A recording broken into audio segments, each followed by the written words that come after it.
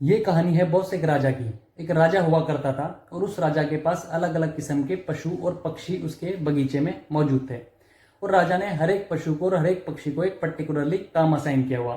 किसी को बोल रखा कि भैया तूने देखो घासों में पानी देना है। किसी को बोल रखा कि भैया तूने पेड़ों की कटाई करनी है। किसी को बोल रखा कि तूने इस बगीचे की चौकीदारी करनी है। किसी को बोल रखा कि तूने देखना है कि दूसरे राज्य का पक्षी हमारे फलों को नुकसान ना पहुंचाए। तो हर एक जानवर को एक पर्टिकुलरली काम असाइन था। और उन सब जानवरों में से एक जानवर था बकरा, जो सबसे ज्यादा सिंसियर, सबसे ज्यादा हार्डवर्किंग और मोस्ट एफिशिएंट था। बकरा अपने बढ़िया सवेरे 5 बजे उठे, कसरत वसरत करे, बढ़िया नहाए धोए और पूजा पाठ भक्ति की करे और बीइंग एन एफिशिएंट वर्कर अपना काम तुरंत प्रभाव से खत्म कर दे।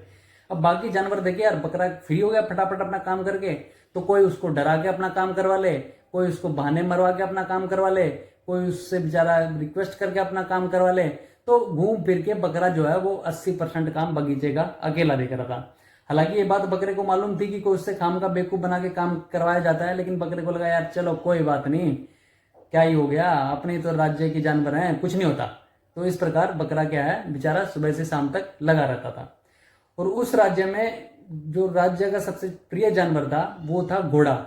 घोड़ा क्या है, राजा की चापलूसी करे बुरी तरह से। वो कहा कि महाराज आप जैसा योद्धा ही हमने नहीं देखा, आप इतने महान शासक हैं, आपके नेतृत्व में इतना बढ़िया राज्य चल रहा है। और वो साथ में साथ दूसरों जानवरों के प्रति राजा के कान भरता रहे।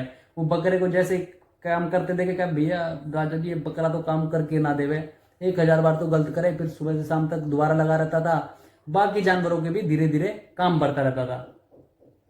अब राजा देखिए यार, बकरा सच में सालों सुबह शाम तक लगा रहता है, तो राजा के दिमाग में हो गया कि बकरा जो है वो बिल्कुल का बिल्कुल निठल्ला है। तो एक बार क्या होता है कि घोड़ा उस राज्य में पड़ जाता है बीमार। अलग अलग राज्य से वैद्य हकीम आते हैं घोड़े को ठीक करने के लिए, लेकिन घोड़ा ठीक होके ना देवे। अब घोड़े की जो बीमारी है वो खिंचगी लंबी, 6 महीने तक घोड़ा बीमार। अब धीरे धीरे बाकी जानवरों ने उसका हालचाल पूछना भी बंद कर दिया। एक बकरा ही था जो सुबह और शाम डेली उसके पास जाता था, उसका आश्वासन बढ़ाता था कि प्रधान घबरा मत, बिल्कुल ओके रिपोर्ट आ जानी है तो बिल्कुल ठीक हो जाएगा, तो इस राज्य में फिर से दौड़ेगा। और उसकी मल्लम पट्टी करता था, पूरी की पूरी सेवा बकरा करता रहता था उसकी। तो एक बार क्या होता है कि आखिरी में एक वैद्य आता है कि भैया देखो ऐसा है, ये ठीक होके तो ना दे रहा, हमसे ना हो पाए, तो अब हम आखिरी ट्राई कर रहे हैं, एक आखिरी डोज दे रहे हैं। अगर ये 3 दिन में ठीक हो जाता है तो ठीक है, वरना आप इसको मृत्यु प्रदान करें ताकि अब कष्ट से मुक्त छुटकारा मिले उसको और ये बीमारी बाकी जानवरों में भी फैलने का डर ना हो। तो राजा को हालांकि बुरा लगता है क्योंकि घोड़ा उसका बहुत प्रिय होता है, लेकिन कहता है कि चलो कोई बात नहीं भाई, ये भी करेंगे। तो भाई ये सुन लेता है बात बकरा। बकरा जाता है कि प्रधान तेरे को निकालने का प्रोग्राम पूरा का पूरा सेट कर दिया, तुझे अब उठना ही पड़ेगा। वो 3 दिन तक लगातार उसका बहुत ज्यादा मनोबल बढ़ाता है, जिसके कारण घोड़ा जो है वो उठ के एक बार फिर से मैदान में दौड़ने लगता है। और राजा देखता है कि भाई उसका घोड़ा मैदान में दौड़ रहा है और बिल्कुल खुशी के मारे झूम उठता है और घोषणा कर देता है कि आज पूरे राज्य में मटन की पार्टी होगी और इस बकरे को काट दो।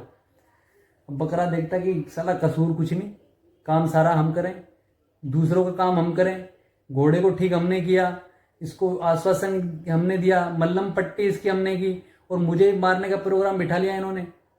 उसने कहा कि चलो कोई बात नहीं, भगवान बचाएगा, भगवान सबको बचाता है, भगवान को पता है मेरी गलती नहीं है, वो अपने आप मुझे बचा लेगा। और हो सकता है अभी जाके राजा घोड़े से बात करेगा तो घोड़ा बता ही देगा कि बकरे को मत मारो, उसने बहुत ज्यादा सेवा करी है। तो उसने सब कुछ भगवान पर छोड़ के निश्चिंत होकर घूमता है। शाम आती है। अब शाम होते ही बकरे की टांग वांग बांध के ले आते हैं और बकरे का करते हैं सर धड़ से अलग, और पूरा राज्य मटन का स्वाद लेता है। अब बकरा मर जाता है। अब बकरा मर जाता तो जाता भाई ऊपर भगवान के पास, और वहां जा रहे 2 द्वार, एक जा रहा स्वर्ग की तरफ, एक जा रहा नरक की तरफ। आता बकरे का नंबर, उसके जो सेवक बाहर गेट कीपर थे वो कहता है कि भेजो इसे नरक में। अब बकरे का होता है मत्था सनक बुरी तरह से कि प्रोग्राम चल क्या रहा है, काम मैं करूं, दूसरे का किसी का बुरा नहीं किया, दूसरे का काम किया, भगवान की भक्ति भी की, फिर भी मुझे नरक में भेज रहे हो। और वहां लड़ाई करने लग जाता है। अब इतने में भगवान जो है वो अंदर कुछ काम कर रहे होते हैं और देखते हैं यार शोर शराबा काई का आ रहा है ये। वो बुलाते हैं, कह रहा है क्या चल रहा है, कह रहा है कि महाराज बाहर गेट पे बकरा है, वो नरक में भेज रहे हैं उसको। तो वो उससे कह रहा है कि आपसे गलती हो गई। कह रहा अच्छा हमसे गलती हो गई, कह लाओ इसकी फाइल लेके आओ। उसकी फाइल ले आते हैं, भगवान देखते हैं भाई इसका तो नरक में ही है। कह रहा महाराज हम भी वही कह रहे हैं, वो लेकिन वो मान नहीं रहा। कह रहा चलो मैं देखता हूँ। वो देख जाता है। कह रहा हाँ भाई काय को शोर मचा रखा तूने। कह रहा मैंने किसी का बुरा नहीं किया, पूरे राज्य का काम संभाला, घोड़े की देख रेख मैंने की, वो बच गया और काट मुझे दिया, लोग खा गए मुझे। मैंने कहा चलो कोई बात नहीं, आपको पुकारा जब मैं मर रहा था कि भगवान बचा लो, आप भी नहीं आए, वो भी कोई बात नहीं, और अब आपने भेज भी नरक में रहे हो, कि मजाक चल रहा है इधर।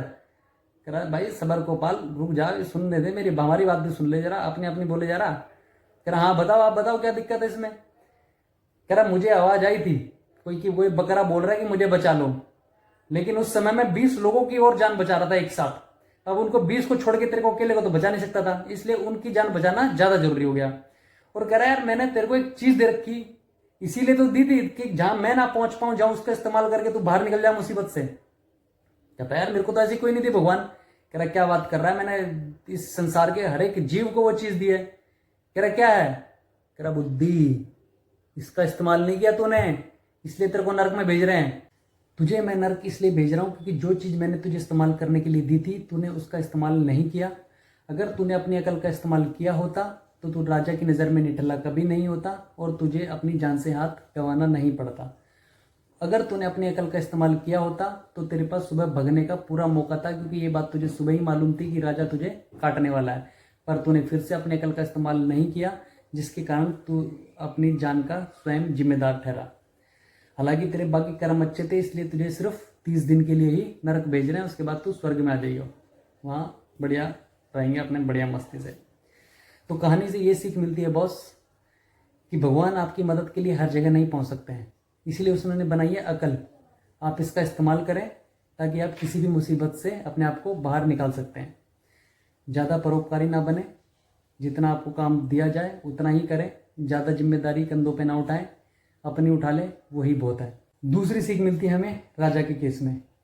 बकरे के मरने के बाद राजा को एहसास होता है कि बकरा उसका कितना ज़्यादा मेहनती वर्कर था।